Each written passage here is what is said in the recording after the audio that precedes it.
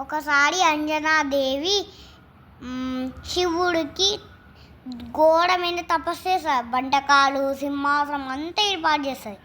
ఇక శివుడు ఒక శిక్ష వెళ్తారు. ఆ శిక్ష ఒక పిచ్చోళ్ళ లెక్క వేషం వేసుకొని అంజనాదేవి ఇంట్లోకి వస్తాడు.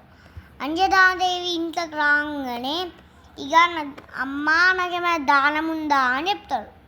ఇక సరే లోపలికి రాగానే మీ చేతి కడుక్కొని రండి, నేను భోజనం ఏర్పాటు చేస్తానని, నా జీవితంలో నేను చేతే కడుక్కోను అని చెప్తాడు. చెప్పంగా సరే అని భోజనం వెళ్తుంది. ఇక భోజనం తింటూ ఉంటాడు.